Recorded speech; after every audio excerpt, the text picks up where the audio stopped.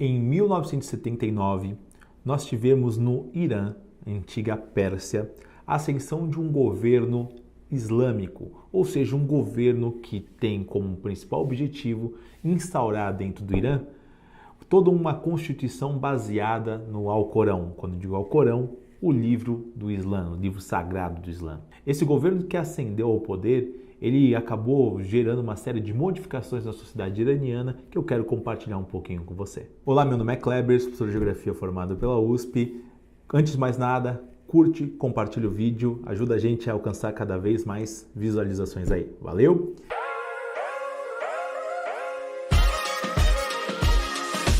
Fala moçada, se você quer ser aprovado na SpaceX, eu, professor Glauco Laser, liberei o cadastro gratuito na minha plataforma para que você possa conhecer por dentro o método de ensino do meu curso que já vem aprovando há mais de 26 anos, com aulas ao vivo, material gravado, simulados, correções de redação e contato direto comigo. Entre no link abaixo e faça seu cadastro gratuito. Quando eu falo do Irã, a primeira coisa que vem na minha cabeça é petróleo. O Irã é um país riquíssimo em petróleo. Isso, cara, a gente sabe desde sempre. O Irã, desde o início do século XX, ele é uma grande fonte produtora de petróleo.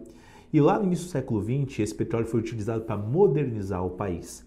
O Shah Reza Pahlavi, chá de bebida? Não, Shah é imperador. Tá? Imperador ou rei, no caso, na língua persa. O Shah Reza Pahlavi, ele autorizou diversas empresas estrangeiras, principalmente uma empresa chamada Anglo-Persian Oil Company, Anglo-Persian, Anglo, no caso seria britânica, Persian seria de Pérsia, ou seja, Irã, a explorar petróleo dentro desse país, como forma de utilizar as receitas geradas por exploração de petróleo na modernização do Irã. Essa modernização deu tão certo que acabou gerando uma série ali de atritos entre o rei e a população. A população olhava para o rei e via que ele tinha todo um estilo de vida que luxuoso, despótico, ou seja, absolutista, que não casava muito bem com a realidade da população. Enquanto o rei vivia no luxo, a sociedade vivia na miséria muitas vezes.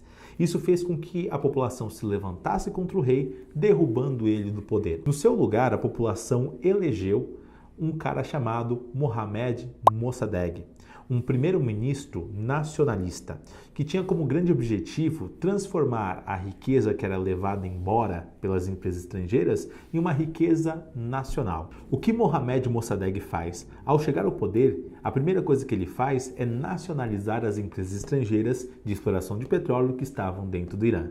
Ao fazer isso, o Mohammad Mossadegh entra em rota de colisão com as potências ocidentais, como Estados Unidos e Reino Unido. Lembrando, uma das grandes empresas que exploravam petróleo dentro do Irã era justamente uma empresa, no caso, inglesa. Em 53, Estados Unidos e Reino Unido criam a Operação Ajax, uma operação comandada pela CIA e também pelo Serviço de Inteligência britânico, que tinha como grande objetivo derrubar Mohammad Mossadegh. Eles conseguem derrubar Mohammad Mossadegh e colocar na liderança novamente do país o antigo rei, Reza Pahlavi. A partir desse momento, você tem novamente um choque entre população e governo, ou seja, entre população e o rei Reza Pahlavi. Por quê? Porque a população havia decidido por um caminho, que era um caminho de utilizar as riquezas nacionais para o próprio proveito da população. E você tinha um rei que havia, no caso com a ajuda norte-americana e ajuda britânica, retornado ao poder e aberto novamente a economia para entrada de capital externo, ou seja, a população sabia que parte daquela riqueza seria levada embora. Fora isso, um elemento interessante para você entender a questão da Revolução Islâmica Iraniana é justamente essa questão da interferência externa. É muito comum que nós pensemos que a questão da Revolução Islâmica Iraniana ela foi levada a cabo devido a um ódio em relação ao Ocidente cristão, né? Tem a ver com elementos religiosos. Mas não é apenas isso. A questão religiosa ela é importante? Ela é muito importante. Mas é interessante você entender também o papel do anti-imperialismo dentro dessa revolução. Porque pela primeira vez na história, com a eleição do Mohammad Mossadegh, a população iraniana havia decidido por um caminho. Sim, um caminho nacionalista, um caminho por uma democracia, né? Ou seja, vamos eleger aqui um primeiro-ministro. E essa decisão é tirada deles devido a uma interferência europeia e uma interferência norte-americana. A partir desse momento, o ódio em relação ao Ocidente acaba crescendo. E não é um ódio em relação à religião, é um ódio em relação à interferência imperialista europeia e norte-americana. Então, quando a gente pensa em Revolução Islâmica Iraniana, tudo bem, você vai ter que pensar nessa questão religiosa, sim, é importante, mas a questão do anti-imperialismo acaba fazendo muito sentido e acaba sendo um pilar central dessa revolução que vai acontecer na década de 70. Então, entre a década de 50 e a década de 70, nós temos novamente o crescimento da insatisfação popular em relação à realeza, em relação ao rei. O rei que continua vivendo dentro de uma vida de luxo, um governo absolutista, repressor da população e a população vivendo na miséria. A população, ela se levanta contra o rei. Porém, ela não se levanta dentro de uma única ordem, dentro de uma única organização.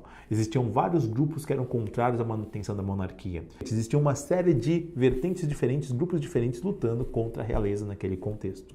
O que vai acontecer é que você vai ter um único elemento unificador desses diversos grupos. Se você vai para o Irã, naquela época, você tem uma população que é principalmente rural, uma população que foi criada dentro, muitas vezes, de um sistema religioso, que é o sistema religioso islâmico. É uma população que tem como principal referência, no caso, a Sharia, ou seja, o Código Lei Islâmica, como um modo de vida, como uma maneira de agir, uma maneira de fazer justiça. Essa população, por mais que ela fosse de ideologias diferentes, grupos diferentes, acaba sendo unificada justamente na lógica do Islã. Então, dentro desses grupos diversos aí que vão se levantar contra o rei, aquele que vai acabar se sobressaindo é justamente o grupo religioso.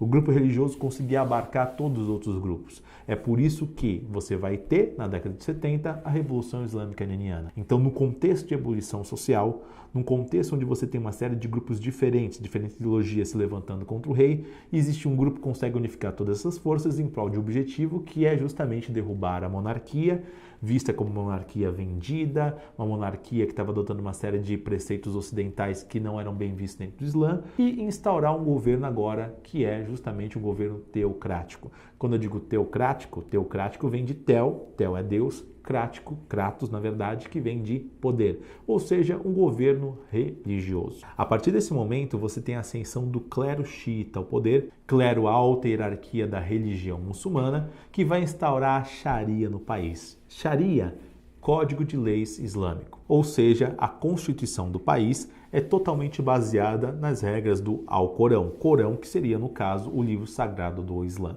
É isso aí, galera. Se você gostou desse vídeo, dá um like, deixa seu comentário. Se você quiser saber um pouco mais sobre o Islã também, deixa uma curtida aí e diz, quero saber mais sobre o Islã, quem sabe um pouquinho sobre sunismo, xiismo, até mesmo a questão do terrorismo islâmico.